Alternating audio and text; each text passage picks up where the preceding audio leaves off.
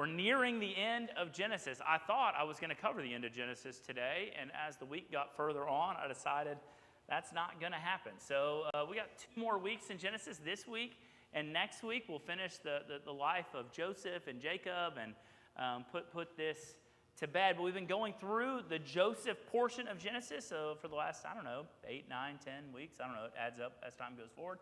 The story of Joseph, the young boy who was favored by his father, hated by his brothers, sold into slavery by his brothers, father believed he was dead, ended up into the halls of power in Egypt as God providentially deemed that he should be to save the lives of his family who would have died of starvation during a famine. The family has all come down to Egypt. Joseph has revealed who he is. Jacob, Joseph's father, is getting quite old. Actually, he's at the very end of his life. And he's gathering his family together to give them a final blessing. That's what's going to take place today in Genesis chapter 49.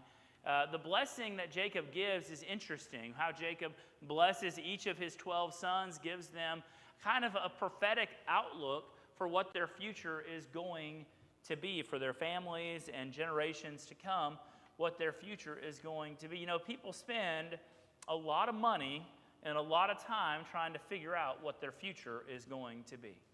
I grew up in the Houston area. You could drive down the Southwest Freeway and look over and you'd see a tarot card place or fortune teller place, always a really ratty looking building. I would think if I had the ability to tell the future, I would have a very nice place that people would be like, oh, that person clearly wins the lottery every 2 days. So they're doing quite well for themselves, right? But it's always some ratty place, and poor, broken people walk into those places begging to know their future, wanting to know what's in store for me. Am I ever going to find a husband or a wife? What is going to happen to my children? Are my parents okay?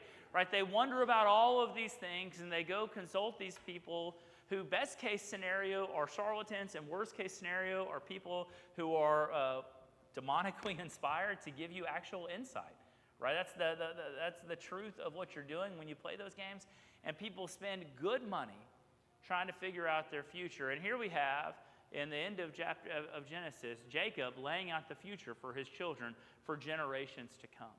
Because I want you to know that God already knows your future. He knows the future for your children.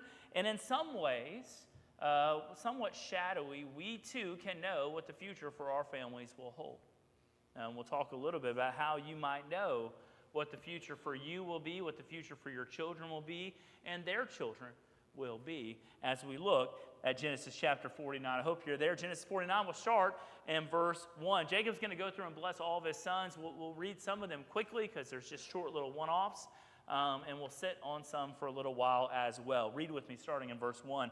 It says, Then Jacob called his sons together and said, Gather yourselves together, that I may tell you what shall happen to you in the days to come. Assemble and listen, O sons of Jacob, listen to Israel, your father. Reuben, you are my firstborn, my might and the firstfruits of my strength, preeminent in dignity and preeminent in power, unstable as water. You shall have no preeminence, because you went up to your father's bed, then you defiled it. He went up to my couch. Simeon and Levi are brothers. Weapons of violence are their swords. Let my soul come not into their counsel. O my glory, be not joined to their company.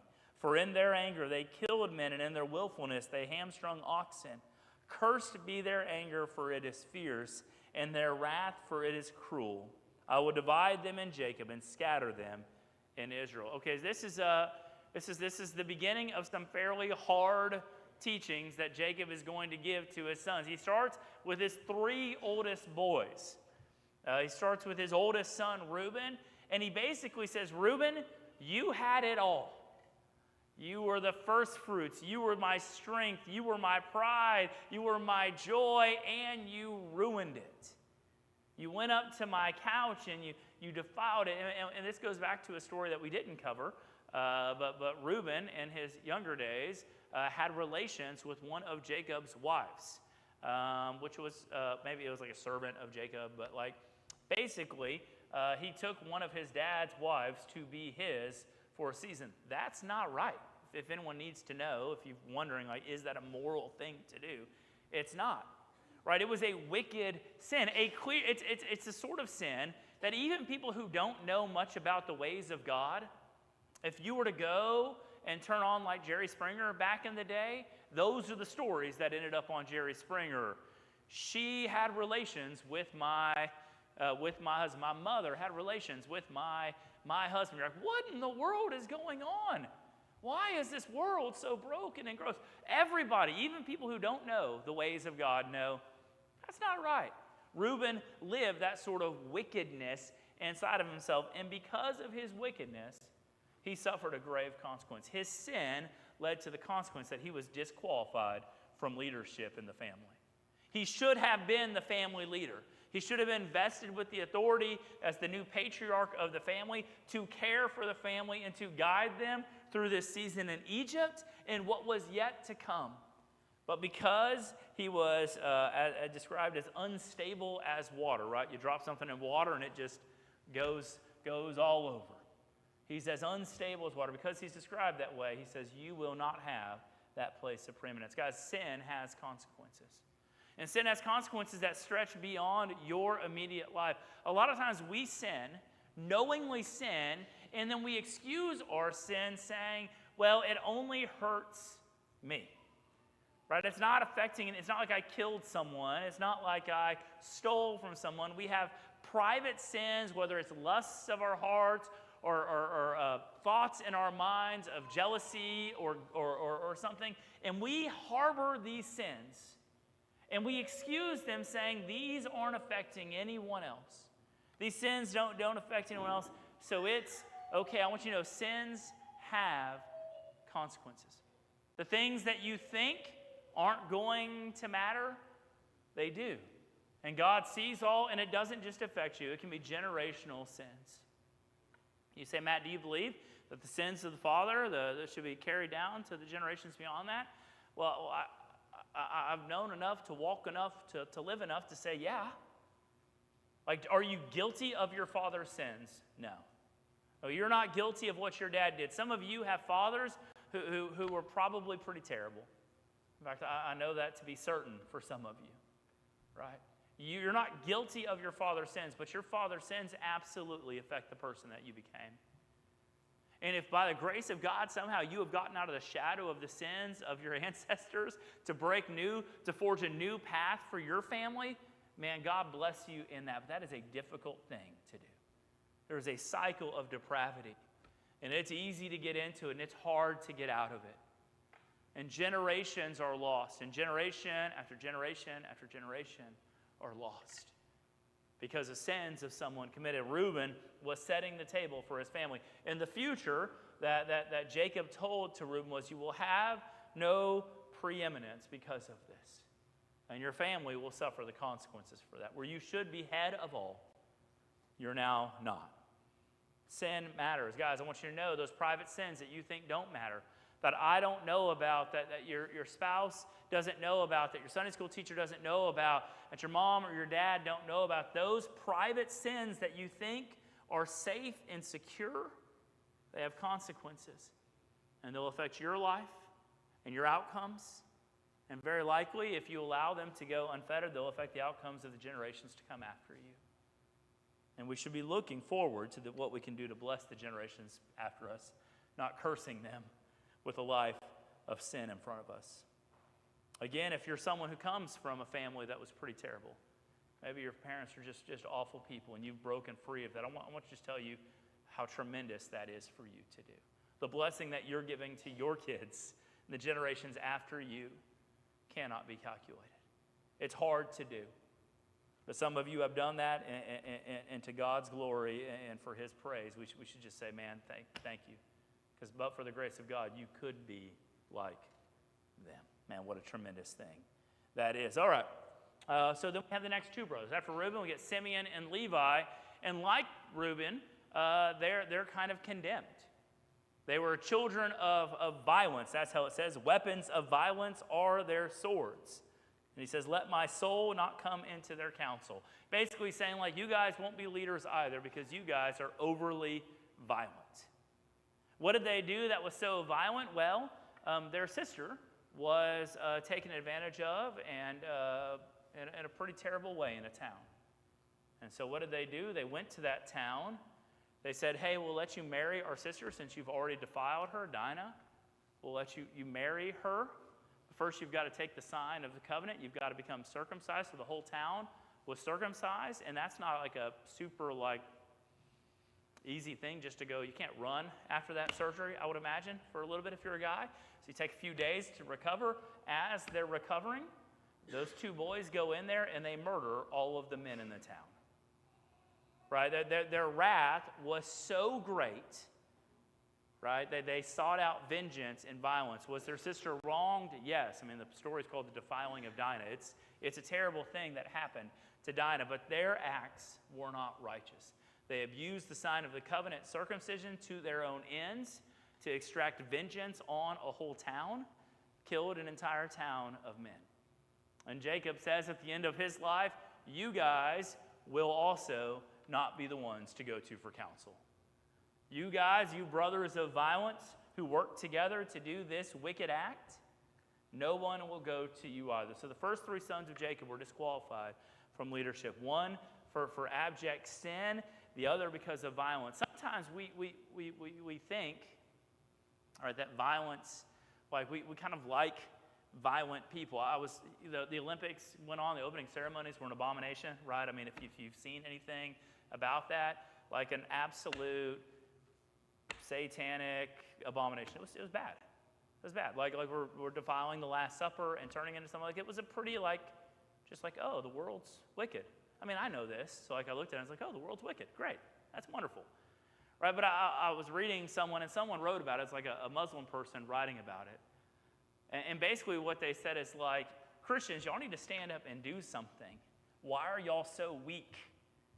And I thought, well, that's not a great argument, right? When Islam, if you were to draw a picture of Muhammad, even if you tried to draw an accurate picture of Muhammad, like this place would be condemned, there would be firebombs coming at our church. They're serious about that all the way to violence. Christians, we have a slightly different ethic that we follow, right?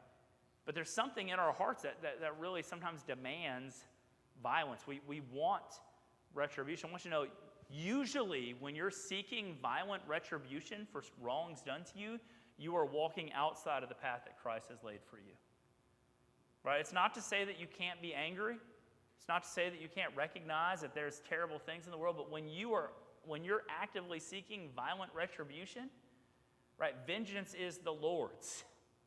Right? Let the Lord take vengeance. Right? We call things what it is. We don't have to lie to people and say, oh no, that was all okay. Right? Like it was wickedness and depravity and a lot of just general inappropriate stuff going on there, and some sacrilegious. But even so, violence isn't the path that we should take. And when we do submit to those base urges of retribution and retaliation, right, we've walked away from what we're supposed to do. We'll live underneath the judgment, much like Simeon and Levi. Violence is not the answer to most of the problems that you'll face in your life. Right? Love your enemies. Pray for those who persecute you. You're like, well, that sounds a lot like weakness. Well, blessed are the meek, for they'll be sons of God. Blessed are the peacemakers. You're like, well, I don't like any of that. Well, I guess you don't like Jesus. Like, this is his ethic. This is what we're taught. It's not to say there can never be a time for civil disobedience. It's not to say there's never an opportunity, right? And it definitely doesn't say we should lie to people and say that wickedness is good. But seeking violence walks outside of the ethics of Jesus. Right? Christ could have killed the whole Sanhedrin, called down angels, killed all those who were trying to crucify him. The town of Jerusalem could have been flattened and laid waste under the power of the Messiah. Yet he chose to walk, suffering to a cross, to die. And then he calls us to take up our cross and follow after him. Guys, it's not easy. It's counterintuitive, but it's the call that we have. Simeon and Levi weren't those guys, and that violent future often falls through there as well. If you were a child of a violent father, that is inside of you. It's difficult to break free of that, right? And so just recognize there's generational things from there. Then we get to Judah. The fourth child of Jacob, this is what he says. He says, Judah, your brothers, verse 8, your brothers shall praise you. Your hand shall be on the neck of your enemies. Your father's sons shall bow down before you. Judah is a lion's cub. From the prey, my son, you have gone up. He stooped down. He crouches as a lion, and as a lioness, who dares rouse him?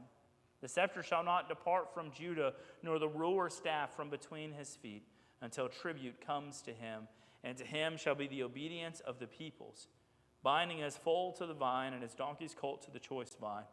He has washed his garments in wine, and his vesture in the blood of grapes. His eyes are darker than wine, and his teeth whiter than milk. That sounds kind of nice, right? Teeth whiter than milk, I guess. I don't know. He's that good-looking dude on top of things. Basically, what he's saying is, Judah, you're the guy. Reuben, no. Levi, Simeon, no. Judah, fourth child, you are the child.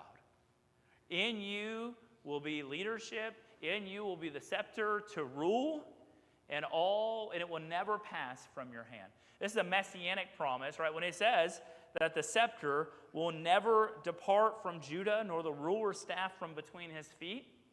This idea is that until tribute comes, until the time when everyone has bowed down and paid homage to him, he will rule and he will reign. And where is this fulfilled? Well, it's fulfilled in the one who is known as the Lion of the tribe of Judah, Jesus Christ. He is the King of kings. He is the Lord of lords. He's the rightful heir to the scepter. He is the one who Scripture promised would one day come and make a way. And when we see this person washing his garments in wine, by the way, that's not a way to clean your garments. If you go home and you get your boxes of wine, which you don't have because y'all are Baptists, right? But if you did, right, and you filled up your bathtub with a bunch of wine, that seems expensive, and you were washing your clothes in it, I promise you they will not come out clean. You're like, well, what if it's a Chardonnay? It's not, okay? This is a red, okay? And so if you were to wash it, you know what's going to happen? When you put your nice white T-shirt into that red wine and come out, you know what's going to happen? Some of you know because you've spilled it before. It's going to stain it. It's going to turn it red. It's a picture of Christ that we see in Revelation picked up again.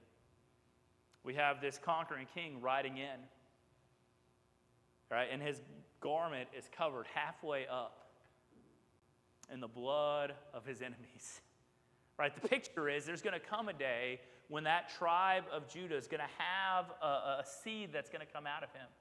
And he is going to rule and reign, and he will destroy all who are opposed to him, right? To their peril. And Judah is that one. What a beautiful promise we have in Scripture. All the way back in Genesis, we're promised there's going to be this one day. We see it again in Revelation. We see it fully in the face of Jesus Christ. What a wonderful thing. Then we have a series of people, starting with Zebulun, our favorite child of Jacob, right? If you were to list the 12 children of Jacob, I'm sure Zebulun will be high on your list, right?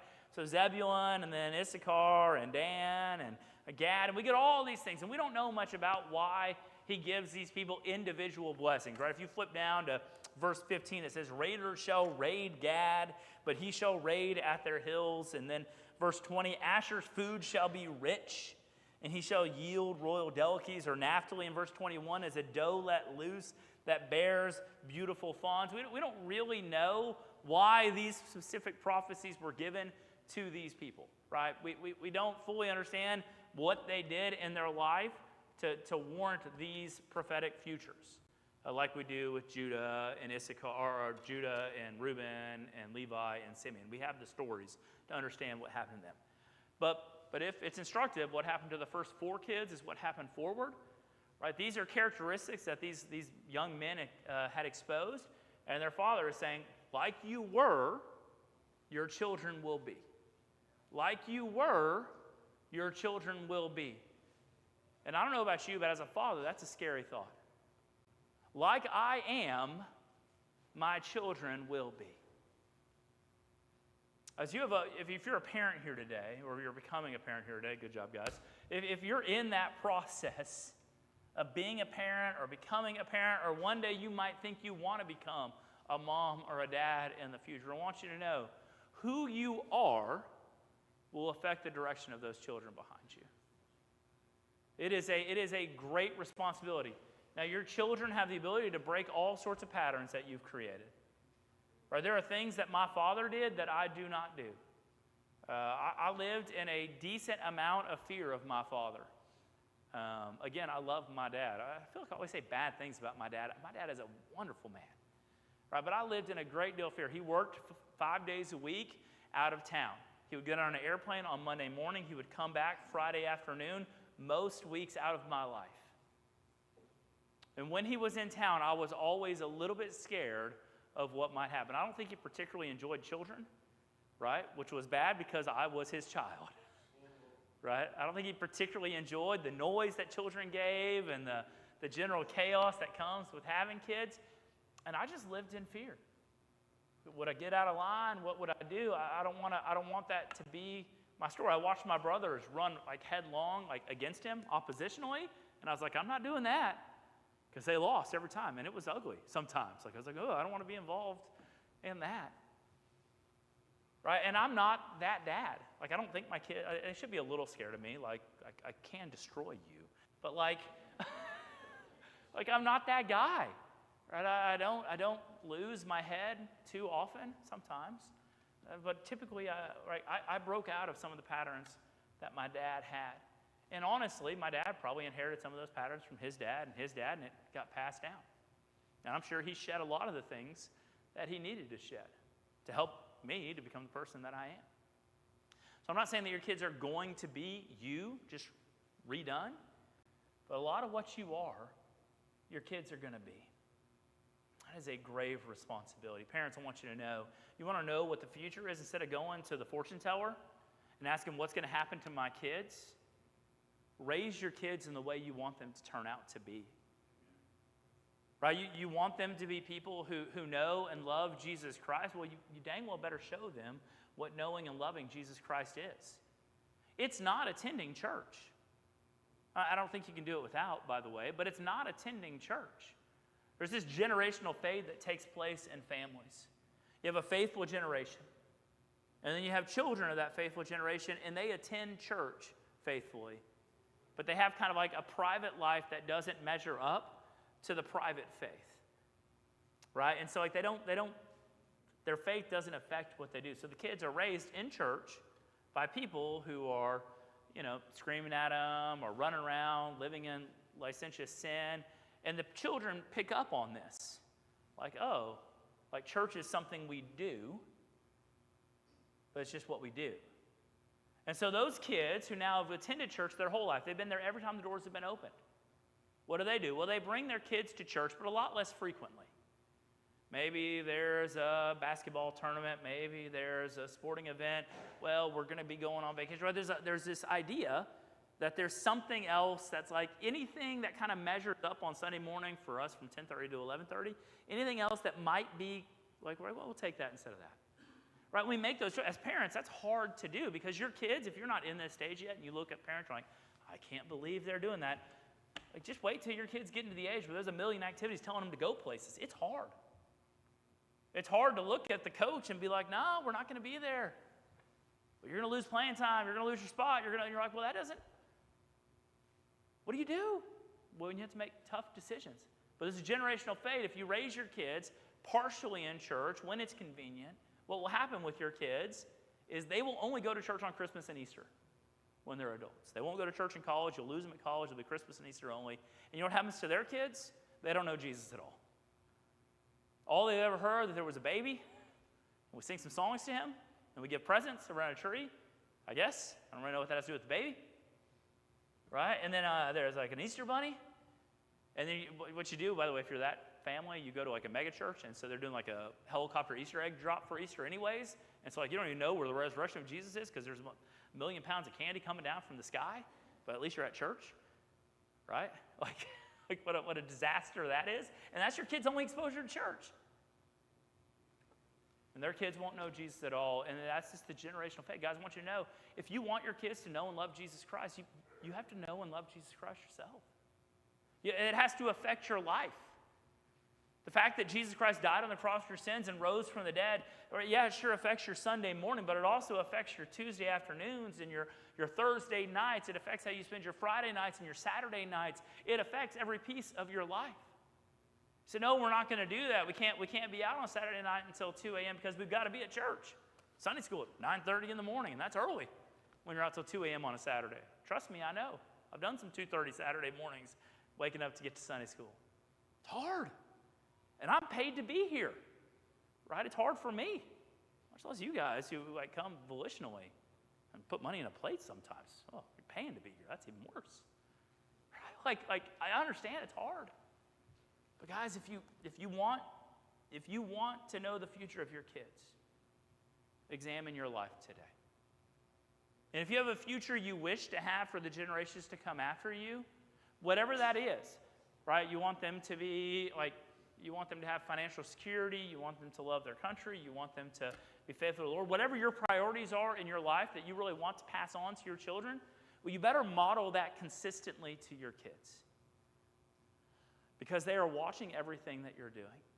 And they will become, outside of amazing efforts on their part, what you make them to be. Now, God can intervene and change anyone's destiny. Some of you have had that experience. God plucked you out and said, you're going to be something different. But most of you were raised by godly people. And that's how you ended up in this place today. And praise God for that. Like sometimes we can get down. I feel again, I'm always bad-mouthing my dad. But I knew my dad loved Jesus. I saw it in my life. It affected how he parented. It affected whenever discipline after the whoopings stopped. It affected how he disciplined after the whoopings. Right? I knew, and my mother, I knew she loved Jesus. Affected who they are. Today, right now, it's 11:30. I know exactly where my parents are. They're at First Baptist Church, Malakoff. Right? Sitting in there, singing songs. They started at 11. Singing songs right now. I know exactly where my parents are. Because they changed who they were. And even though the kids are all gone and the raising of us is done, they're there. And I know where they'll be on certain nights when they're serving in different capacities in their church because it changed who they were. And I'm blessed by that. And I hope this church is blessed by that because I'm here. Some days y'all may question whether or not that's a blessing or not. But I hope that y'all are being blessed by my parents' faithfulness. Guys, what a wonderful thing that is. You have that power if you're a parent today to do that. Maybe your kids are grown now. What do you do? One of the great things my parents did, right? They went to Wisconsin. Wisconsin is kind of a barren wasteland for Southern Baptist life. It doesn't really exist in Wisconsin, hence the southern part of the Baptist part. And so they really struggled with finding a church there. And they helped a church plant for a while, and they went for a while, and then they just fell out. And my parents were out of church more or less for 5 years. And as someone who looked at my parents and admired my parents, I was like, man, that's really difficult for me to square. How they just were in and now they're, it's how do y'all do that? And anytime I talked to them, they'd kind of go around it. And then God, praise God, my dad was able to retire, move back to God's country in Texas instead of out of that frigid Arctic North up there. They come down to Texas. And then all of a sudden, they find a church, get involved, plug in. Guys, the way you serve your church, your faith community, coming up to First Rockdale or whatever you can do to serve inside of this faith community is knowledgeable to your family. I go to birthday celebrations for Bob and Charlotte Wilson. Love them over there. Great people. Right? And their son will come in town, and I'm a random 40-year-old, 42, not that young anymore, 42-year-old pastor being invited to these. Why am I invited to these birthday celebrations? Well, it's because I'm a part of their life. I'm in their world. And so their son knows, they're connected there. It affects how he views his parents' faith, knowing that it wasn't a temporary thing that they turned off. A lot of you get to share that with your kids. Be faithful. You can't fix the damage that you did. If you made some really bad choices when you were raising your kids, you can't just fix it. You can have conversations apologizing for areas where you might have messed up, but the future that your kids are going to have is what it's going to be. But you can help to try to undo some of the damage that maybe you've created. So I don't know what you need to do. I just know that there's a future in front of us that God has already laid out, and a lot of times the future for our progeny, those who come after us, is made by decisions that you're making right now in your life. I want you to know your decisions matter. There are consequences for sin that would disqualify you from leadership. There are consequences for violence that would disqualify you from leadership. Guys, we have a hope, we have a choice to live with the future in mind, or we can live for ourselves today. I mean, they tell you to live for yourself today. You know that? They've created whole financial vehicles to have you live for yourself today. I don't really understand what a reverse mortgage is, but I'm pretty sure what it is, right? It's basically taking any equity out of the only thing that some of us own that has any value and giving it to a bank so you can live a more comfortable life at the end of your life. I could be wrong, not a financial advisor. Please don't listen to me for financial advice. I'm pretty sure that's what it is, though. Take all the equity out of the only thing that you have that has real value, oftentimes the only thing we have that has real value. Give it to a bank so you can experience an easier, more pleasurable, vacation-packed life going forward. Guys, you're disinheriting your children, right? My parents don't owe me a dime. Like my parents have told me they plan to spend every dollar that they make.